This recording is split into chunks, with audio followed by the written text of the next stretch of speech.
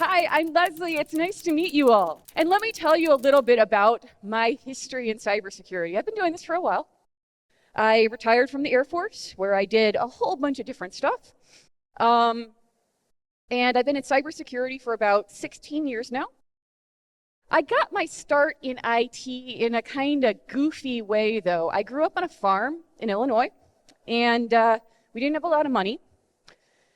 And when I was 7 or 8 years old, my dad got a computer. It was a 286. He had to lease it kind of like a car, like there was a payment plan. It was like $7,000. And he got this computer to do inventory and stuff on the farm. So I had two choices as a kid. The first choice was I learned to farm.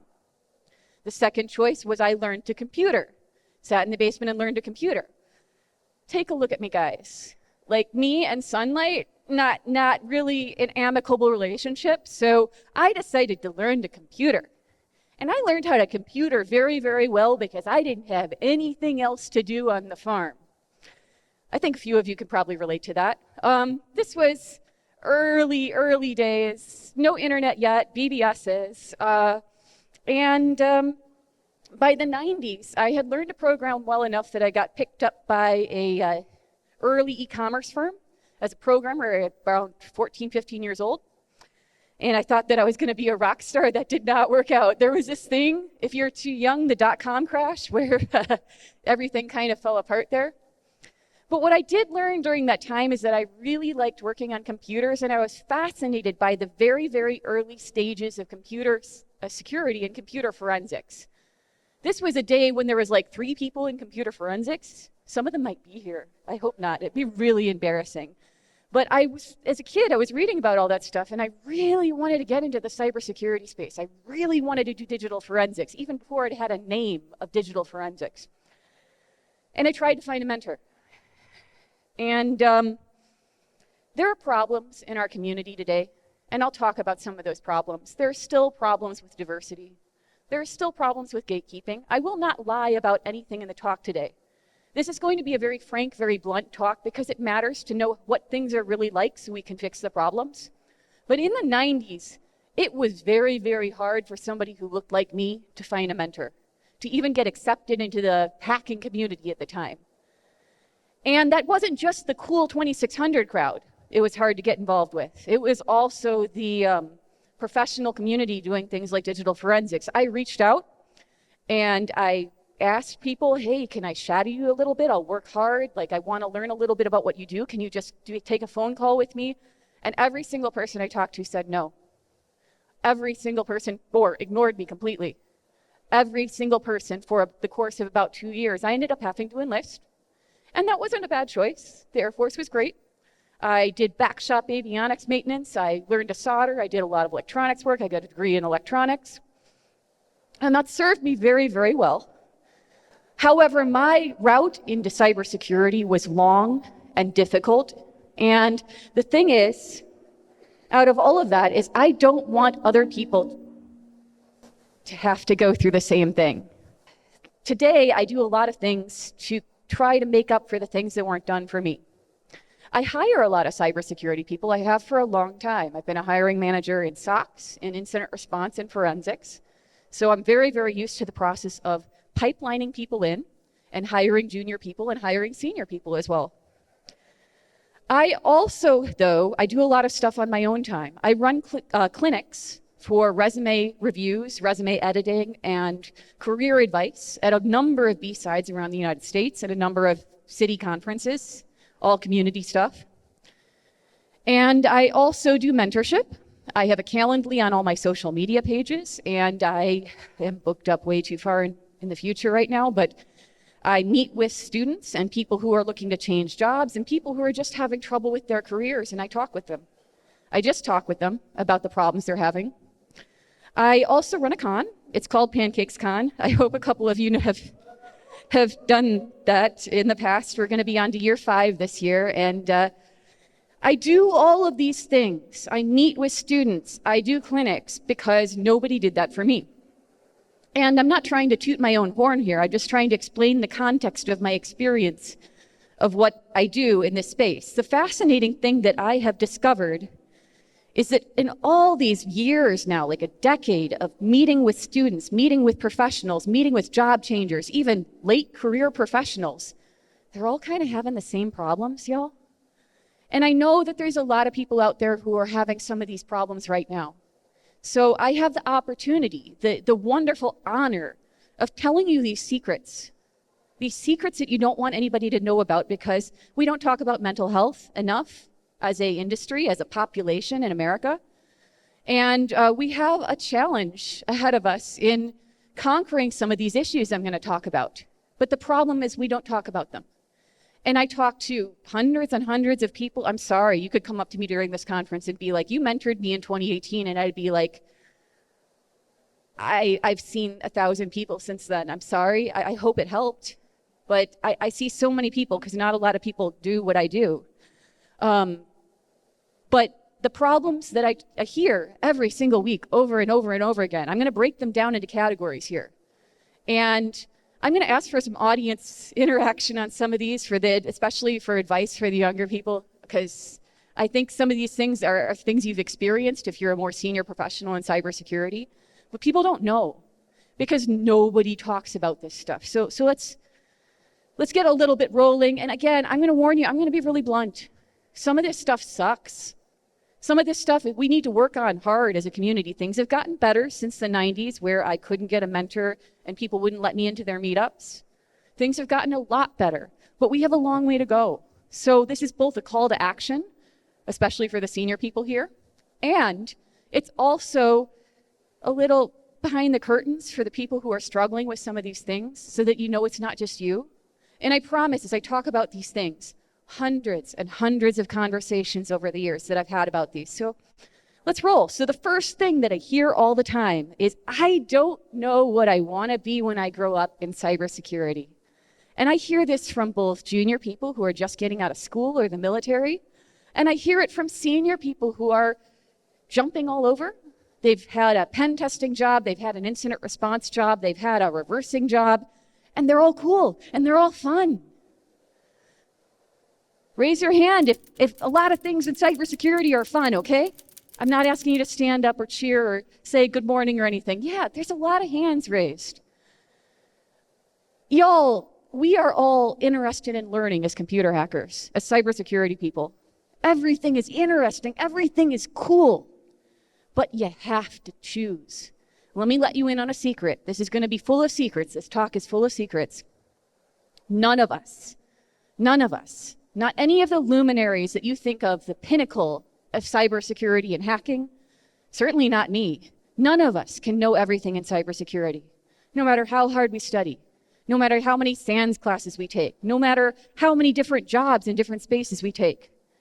We can know a mile wide, inch deep. That can happen. But to really delve into the various niches of cybersecurity, forensics, pen testing, purple teaming, threat intel, all of those things takes a ton of work and study and continuous study, because they always change. That's the truth. So let me give you some secrets behind this, okay? So you really do have to pick a niche, unless you want to be that person who is a mile wide, inch deep. And let me tell you the secret about that. It would mean that you're working usually for a smaller business, and you are not an expert at everything. It means that you know enough to hire in experts, consultants, retainers, etc. You know who to bring in, who to call when things get too complicated for you. So that is not a magic answer to being able to experience and know everything. Here is some advice, and I have a talk up from CypherCon where I really delve into the nuances of these different niches. Here's some advice for you. Yes, everything is interesting. Think about the downsides of the roles. Think about the things that you don't want to do. Because if you just look at talks on YouTube, when people like me are up here talking about our jobs, we're like, incident response is so cool. Here's a cool case I worked on. Forensics is so neat. Let's go look at steganography. And it sounds really neat because we talk up the interesting parts of our job. But at these talks on YouTube, on podcasts, you hardly ever hear about 90% of the job. Let's talk about some of the things that are less pleasant. How about travel? My job as an IR consultant, 24 notice travel, 60%, 70% travel. Here's something else, interaction with people. Do you want to be constantly surrounded and constantly on as a people person?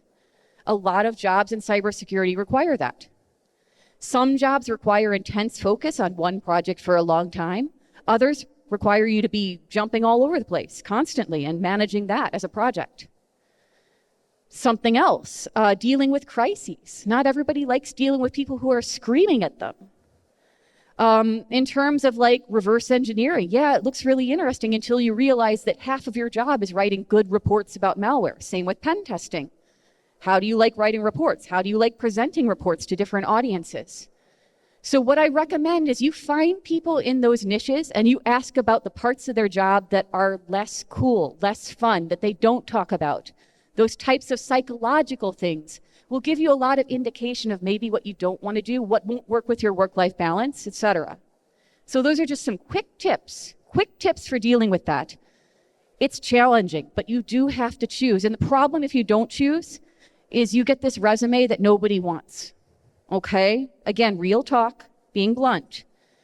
I run into people who show me their resume and they cannot get an interview to save their life. They're like, this is my last ditch before I switch out of cybersecurity. Nobody is calling me back. And the market is pretty bad right now. And I look at their resume and they've had every training. They are a wall of certs and they have had every job. And the problem is that there's no narrative there. There's no story about what they want to do. They're just hopping all over the place. And when you're junior, when you're new to cybersecurity, it's great to try everything. Absolutely, go try a bunch of different jobs, work in a SOC, try everything. But when you've been in cybersecurity for 5, 6, 7 years, that starts to be a really big problem on your resume. You really need to try to pick a direction and focus your resume that way. Otherwise, people get really worried. Just true facts here. Not me necessarily, but the community at large. All right, here's another one. I send my resume into a black hole and I hear nothing back. So quick resume secrets. I review a lot of resumes. I am not a professional resume editor. You should know one and you should see one. Not a Infosec hiring manager. You should see me too and talk to me about what's good in terms of technical content. But you should be seeing a professional resume editor routinely every couple years because styles of resumes change, y'all. They get different over time, okay? Where you put things, how you word things, how you format your document can make a big difference. HR and, more importantly, automated systems see your resume before you do, okay?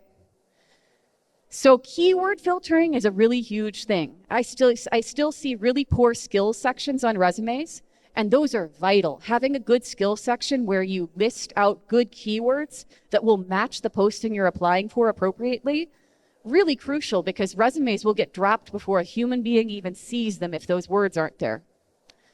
And then an HR person sees your resume. And if it's poorly written, poorly formatted, and it doesn't tell a good narrative about you, it probably won't even get to a cybersecurity hiring manager.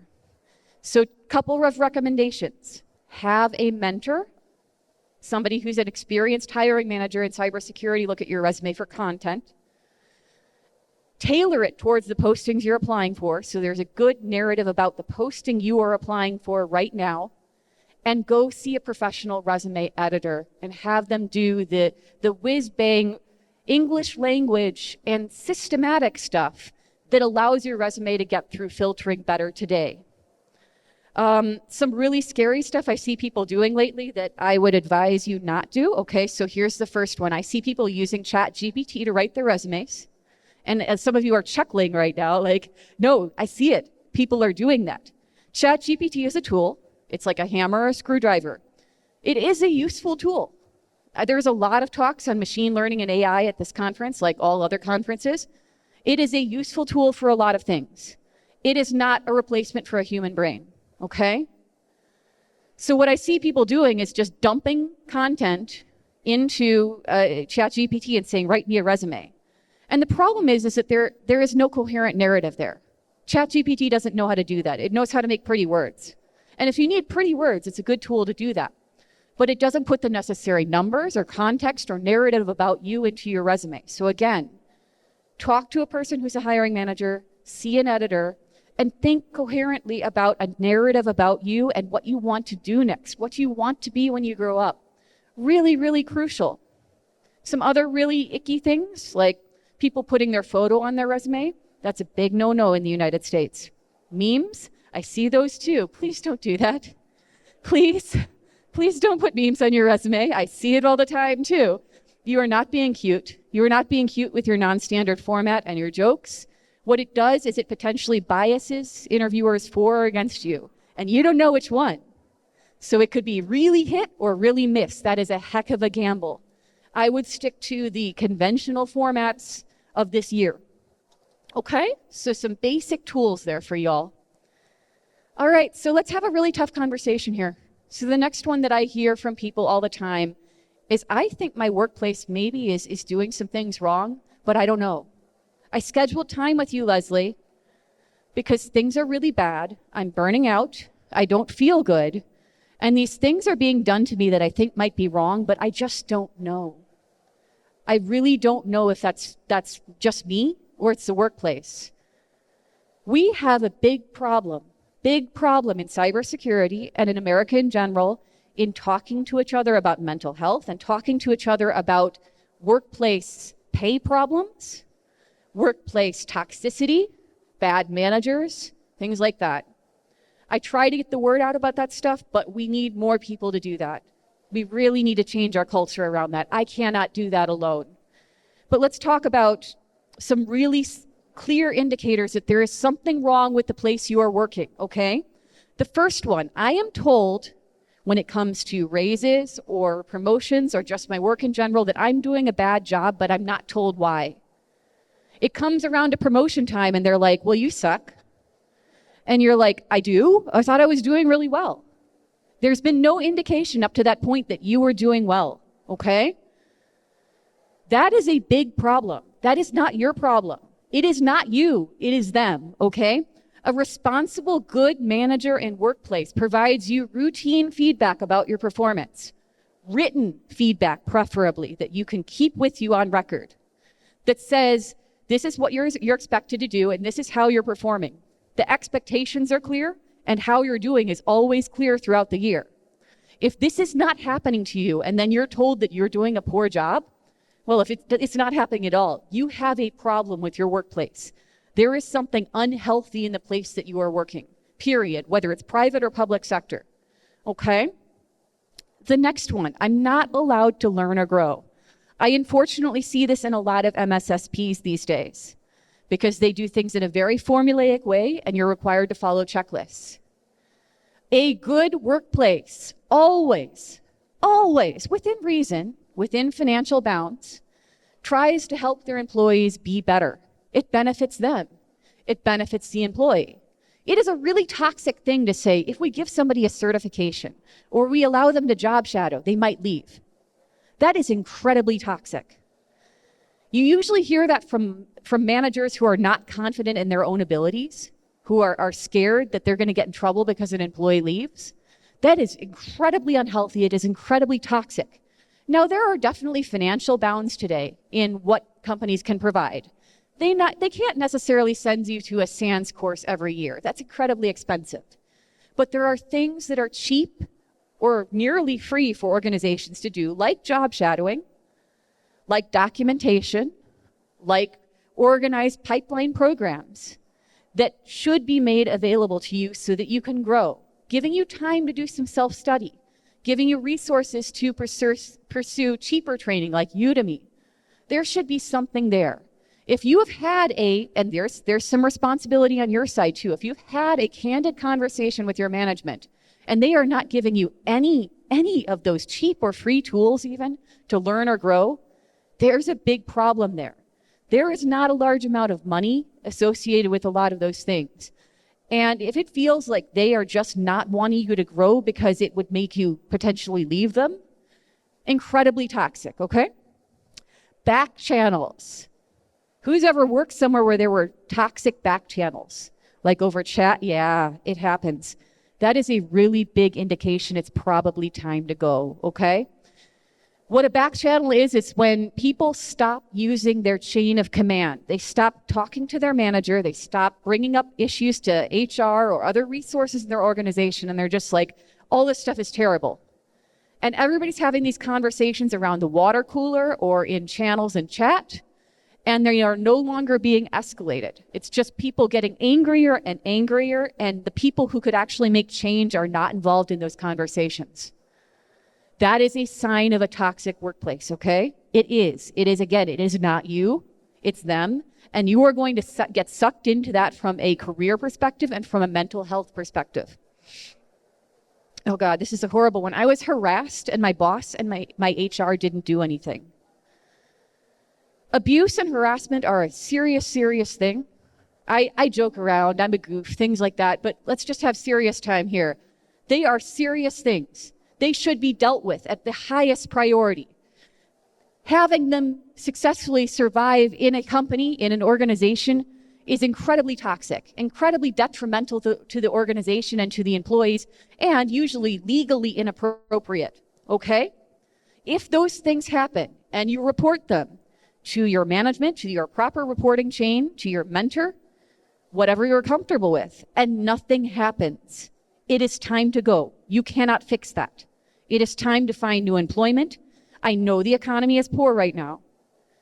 I know it's scary to leave an organization where you're comfortable, but you are not going to be able to fix that, okay?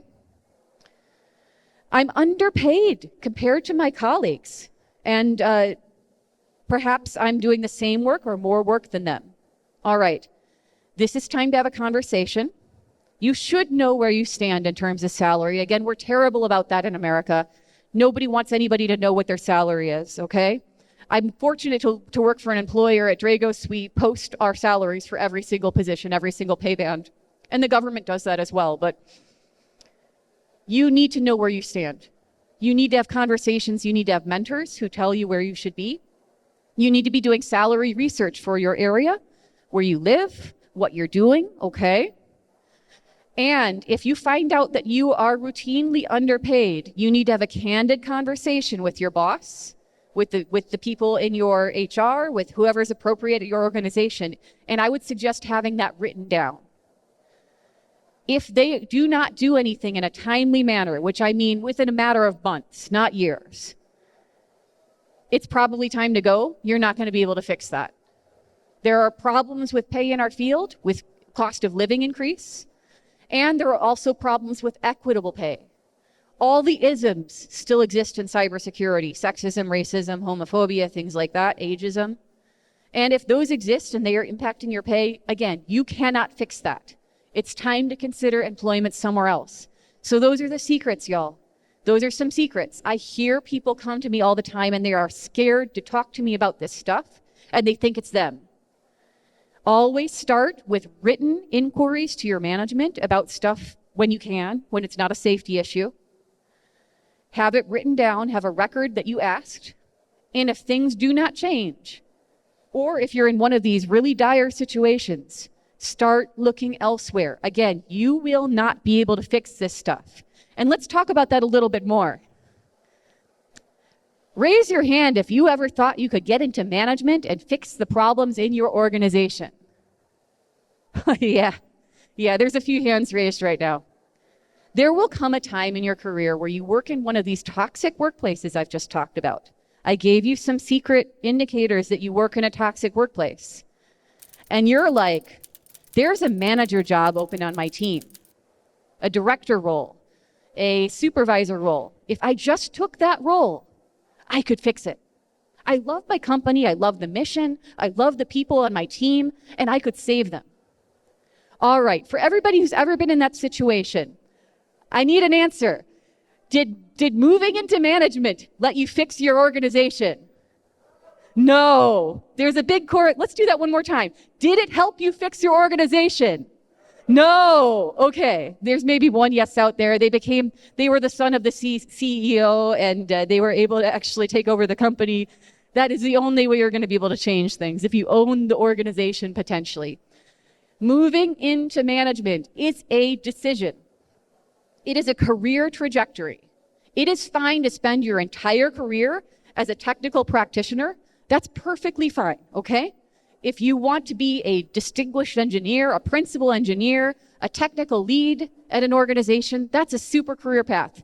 Most healthy organizations today in the public and private sector have a path to just stay a technical practitioner until you retire and keep getting pay raises.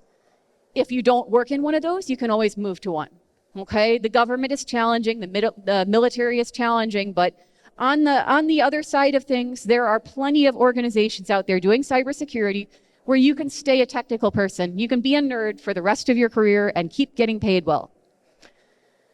There is another track. You can go into management. You do that because you want to be a manager. You want to manage programs and people. Both of those things. You need to want to do both. You need to want to manage projects in terms of money and time, and you need to want to deal with all of the human problems that come with being a manager. Being a manager is not a magical tool to fix an organization. It never is. You cannot fix the toxicity I talked about in the last slide. That is an organizational culture thing. It comes from senior leadership, executives. It comes from your mission as an organization and the way that you operate. You can maybe shield your team for a little while, but it will destroy your mental health. And if you don't really want to be a manager, you'll be miserable. You will be so unhappy because you have to deal with people and projects and you cannot be a techie nerd anymore. It may sound like a little while like you can be, like you can stay technical, but eventually as you move down that track of becoming a leader, you will become less and less technical. That's just the route. And they're both wonderful trajectories. At some point in your career, you'll need to choose a direction and you can always switch back and forth if it doesn't work, but it gets much harder as you get more senior to switch between being a technical person and a manager. Later on, there will be pay cuts involved, okay? So please, please, please listen to me here. I'm giving you life advice. You heard the other people in the audience. There will be a moment in your life like this, and I'm telling you, please, please don't do it. Please don't become a manager unless you want to be a manager of people and projects. All right, here's another one. Who's ever been burnt out? Nobody. Oh, okay. All right. Let's talk about the signs of burnout. All right. You don't have to raise your hand for these, okay? So signs of burnout: not wanting to go to work every day, feeling scared or too tired to go to work because you just can't face it, not being interested in learning anymore. There's physical signs too: being tired all the time with no real explanation because you're getting enough sleep, or not being able to sleep. There's also more serious physical implications as well of burnout. You can get really, really sick from being continually mentally burnt out. It can cause issues with adrenaline, with thyroids, things like that. When you start to feel that I don't want to face my job anymore, I'm not interested in things anymore, I don't want to see my coworkers, I just don't feel motivated to do cybersecurity anymore, maybe I should change roles, you might be burnt out. That is a real thing. Mental health is real. Caring for your mental health is really important. I only get a few minutes up here to tell you this stuff. Mental health is really important. Say it with me. Mental health is really important. All right. Okay. They're like, oh my God, it's so early in the morning. Why do I have to do this? Okay. Procrastination is another big sign of burnout. When you can't focus on a project and you wait to the last minute because you just can't bear to deal with it. When you just don't have spoons. We say you don't have enough spoons to deal with a project. There's also substance abuse. If you find that you are maybe dealing with substance abuse problems, needing something to get through the day because you can't cope with your work or your coworkers, y'all, I am here to tell you there are other jobs in cybersecurity. I talk to people who feel like they are at the end of their rope. They have no other options. We are so fortunate to work in a field where there are options. I know the market is scary. I know that it's difficult it's scary to think about changing jobs when you've been somewhere for a while, when you have good pay, when you have a family who depends on you. Start looking at a change. It might be a change in role. It might be a change in organization. When you are feeling this way, it is not going to magically go away. Say it with me. Is it magically going to go away when you have burnout? Okay, you heard it from other people than me. I want to do that. I'm polling the audience here so that if you don't believe me, if you're like, Lesley's a little sus, like at least you're hearing it from like 100 other people in the room right now. Burnout will never magically solve itself. Not ever. Not ever. And I have people who come to me and they're telling me, I'm drinking a lot, like I procrastinate on everything, but I'm scared. I'm scared, Lesley. I don't want to leave my job. I have kids. It's okay to just start looking. This is another Auntie Lesley secret here. It's okay to just start trying to interview for some jobs and getting yourself out there. There is nothing unethical. Your employer will make it feel like you're being skeevy by hunting for a new job. You are your own best advocate. It is you who looks out for you. You may have a mentor who will help you out, and that's great. But in the end, it is your prerogative to take care of yourself. And it's okay. I am up here, even if your employer makes you feel horrible for sharing salary information or for hunting for another job, to tell you that those things are okay. If you're not feeling happy in your job and you're starting to feel burnt out, go out there and start looking for what else there is. It's great to hunt for a job when you already have gainful employment. It's awesome because you have nothing looming over you like rent or mortgage. You can just go check it out. It's okay. You can just go do some interviews and see if anything seems cool. Okay? And if you're underpaid, you could potentially have an offer for somewhere you're willing to work and take that offer to your employer, that offer letter to your employer and say, hey, I got this really good offer. I'm really interested in doing it. And they're offering me this pay. And can you match it? Or I'm going to put in my notice. That's okay to do too. Again, it's only me up here, and you may or may not believe me, but I'm here to tell you that it's all right, and you should be starting to look. If you're feeling these symptoms, these mental and physical symptoms of burnout, it's time to make a change. I think that there's a lot of people, I'll ask for hands in a second, there's a lot of people who have taken the scary step of making a change in their career and it made things better. Raise your hand if that's you. If you took a scary step, like changing jobs, changing roles in your life, and it was scary. See, there's a lot of hands raised right now. Again, if you don't believe me, believe your neighbors out here at Wild West Hackin Fest. Believe them. What's up with the job market? Y'all, I know it's really scary right now. Things are going to be icky for a little while, okay? Yes, it is poor. We're doing so much better than other IT fields, though, in cybersecurity and cybersecurity-related fields.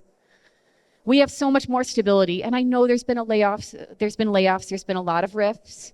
And that's a very scary time. And I'm very sorry if that's happened to you. I talked to a lot of people who have been riffed. Things are going to get better. It's going to take some time, okay? If you're in school, I graduated from college during the Great Recession. It's very, very scary. Things are going to get better. And we are in a relatively stable career field. Some things you can potentially do if this is you and you're hunting for your first job, your first role. Here's some tips. Go to your local conferences. Look at you. You're at Wild West Hackin Fest, or you're watching talks from them online right now. I'm talking to you watching the recording too, watching this virtually. You are doing the right thing by participating in the community. Now, if you are watching this remotely or virtually, or you're watching it in recording, try to get to something local, whether it's 2600 or your B-Sides, your local B-Sides group, or your B-Sides conference, or your CitySec group, or any of the organizations, the professional cybersecurity organizations. Try to get out there and do some networking. Human connections are very, very powerful right now. They're always powerful, but especially powerful right now with a poor market. Meeting hiring managers, making your face and name known. Now, if you can't do that, if you can't meet in person, try to get involved in some projects, maybe some open source projects, CTFs, things like that. Meet people. I know it's hard. There's a lot of introverts here. Lots of us are introverts, and it's really scary to get out there and socialize. Well, there's people socializing over there. They're doing a good job. Yay for you all over there chatting. I'm so proud of you. I don't even mind you not watching my talk. I'm just happy that you're talking to people. All right. So while you're here or in the future, do try to make those connections. They're very powerful. Also, some other powerful tools. Do the resume things that I recommended. Go find a resume editor. I know there's a little cost involved in that. Don't just find somebody on Fiverr, you all. Find a credible, accredited resume editor. And also try to find a mentor. And I know finding a mentor is a challenging thing. People like me sometimes do those Calendly sessions and things like that, but you really need to find somebody dedicated, and you do that organically. You really don't typically find a mentor by just walking up and saying, Auntie Lesley, could you be my mentor? Because my first question is going to be, what do you want to be when you grow up? Remember my earlier slide where I said a lot of people just don't know what they want to be when they grow up. And I have a lot of young people come up to me and say, can you be my mentor? And I'm like, well, what do you want to do? And they're like, I don't know, you tell me. You need to figure that out. I know it's hard, but it can even be, I just want to be a SOC analyst and try some things out. That's fine. That's a perfectly good plan for now. But find a mentor who does something similar to what you want to be, what you want to do, so that you can bounce things off of them, so that you make some connections and they can give you recommendations. This is a great place to find one. Wild West Hackin Fest, again, there's people finding mentors out there. They don't know it. Again, it's an organic process. You end up with a mentor just by building a good relationship with a person. And you don't necessarily say it's formal, like say, oh, I'm their mentor. That doesn't always happen. Sometimes it's just a person who you can email or contact on LinkedIn and ask some questions of. That's how you find mentorship. And it's a really, really useful tool for finding a job right now. Cybersecurity as a career field is very healthy. If you're having a lot of challenges finding a job right now, first of all, understand that it's not just you. You're competing with a lot of people who just got laid off, and that makes things more challenging, and there's less jobs. There's organizations that are in hiring freezes. So again, that isn't you. Things are harder. They really are harder right now. But there are jobs. I'm trying to give you some tools with your resume, with your career trajectory, with mentorship, with understanding what is and isn't healthy in organizations to more successfully seek employment out. And it is going to take longer. It's going to be more challenging. I wouldn't suggest the shotgun approach of just applying at 120 companies because of that need for human connection and targeting. You need to be targeting your resume right now. You need to be customizing your resume for the jobs that you're applying for, a little bit at least, like making the skills match, making sure that you have the right objective in your resume, in your narrative about yourself for the role you're applying for. So if you're applying for a pen testing job, making sure that your resume work experience and skills are focused at pen testing. That's more important right now than it used to be. I mean, there's been healthier markets, and there's certainly niches in cybersecurity that are healthier than one another. And I know somebody in the audience is going to ask me, so I'm just going to tell you right now, really healthy niches where you can, if you're good at the role and you write a good resume and you have credibility, you can definitely get a job. Malware reversing is a wonderful one. Anything cloud. Cloud is very healthy right now. That's a really good space to be in. There's still plenty of jobs open in security operations because, again, that's not a job that you're supposed to stay in for your whole life. That's a pipeline that's supposed to move you into these other niches. So there are roles that are very healthy right now. There are tougher ones. Pen testing is tough. Pen testing can be a little gatekeepy. It's a little challenging to get into those roles because there's less of them. And here's another real facts. The isms exist there because they are gatekeepy. So there's a lot of ageism, there's sexism. There are things to contend with in a lot of pen testing roles that are going to be more challenging, and it's going to be harder to find a job. So something to think about as you're choosing a direction and choosing a niche. Okay, so hopefully I got ahead of one of the audience questions there. The final one though, the final one that I get all the time is, hey, I saw this really cool job, but I don't know if I qualify. And it usually comes from particular demographics who are usually minorities, unfortunately, who get on a call or go to a clinic with me and they're like, I see this job and it looks amazing, but I just don't think I'm good enough. I need audience interaction one more time, especially from the hiring managers. Should you apply for the job anyway? Yes. Thank you, audience. I really appreciate you working with me on that. I hope that some of you online and in person here heard the answer to that question. And again, if you don't believe me, believe your neighbors out there. Yes, people ask for unicorns, especially now with a poor market, needing people to wear multiple hats. They're asking for impossible things. And I make you a promise right now, there will be people who apply for that job who are not qualified too. They might not look like you, okay? There are people who have a great deal of confidence. Not necessarily me. I have imposter syndrome just like everybody else. There are people who have a great deal more personal confidence than you or I, and they are going to apply for that job. So you should too. You should apply for the job, okay? Even if you don't think that you're fully qualified right now. They will probably not get any unicorns. They probably won't. It's worth trying, okay? It's always worth trying. There is no harm in looking. There's no harm in applying. And that, again, I'll say it one more time. Even if you have a comfy job right now, you are not being unethical or rude or a bad person for checking out other jobs and seeing if there's something better for you out there. In the end, you are in charge of your journey. You are in charge of being successful. So that's all I have for you today. It has been my utmost pleasure to chat with you all. I hope that maybe I reached a couple of you who are having some of these problems. Maybe if you don't even want to admit to yourself that you're having those problems. There's a number of ways to reach me. I'm Hacks for Pancakes on pretty much every social media except for X. You can definitely reach me that way. I'm on Mastodon, very, very active on there. I have a email address. You can reach out to me as well. I have a Calendly if you want to schedule some time with me. I run clinics all over the Midwest at a number of conferences. I think my next one will be CypherCon. So come see me. Let's chat. I get a little overbooked because not a lot of people are doing what I'm doing. If you are a senior person out there who's happy, if you have got some bandwidth, please do these things. There are a lot of people out there who need help. I'm booked out to, I think, December right now, or maybe even January, because people desperately need the advice that I'm talking about during this talk. So I hope I reached a few people just talking to an audience here, but do seek out mentorship, do seek out help, seek me out if nobody else will talk to you. I'll find a way. I will find a way to help you if I can. And I do talks around the place. And I'm happy to come talk to your conference if I'm available. So reach out to me about that too. But I think there's maybe some way that I can answer questions. I'm not sure. Wild West folks, is there some way I can answer questions? Is there? Okay, how do I do that?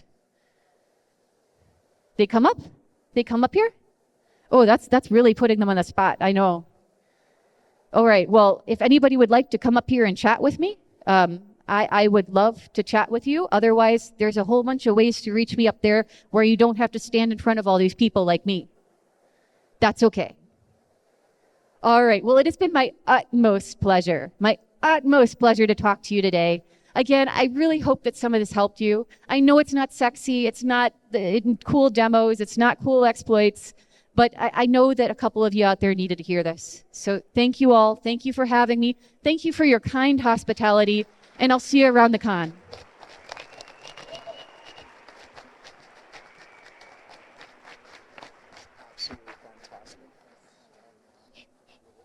All right, another round of applause for Lesley. All right, I want to add one quick thing to that vibe. It's something that really hit me hard about a month ago, and I don't know why I didn't think about it. I've got a question. How many of you have people that work with you that are junior that come and ask you questions, and they could have Googled it? And it's annoying, right? It's like, you could have Googled that. When I was teaching one of the Pay What You Can classes that we have at Anti-Siphon, I had someone DM me. And they said, have you ever thought that maybe, just maybe, those junior people that are coming and asking you easy questions that could be Googled, they aren't coming and asking you those questions because they want the technical answer. Maybe they're just trying to spend time with you.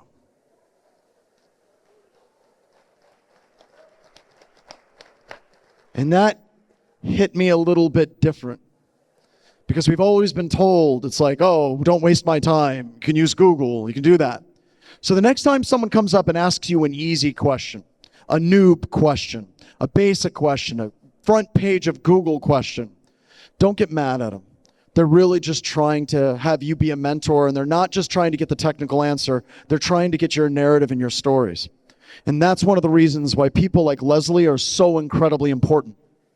because they're constantly available to other people to help them out.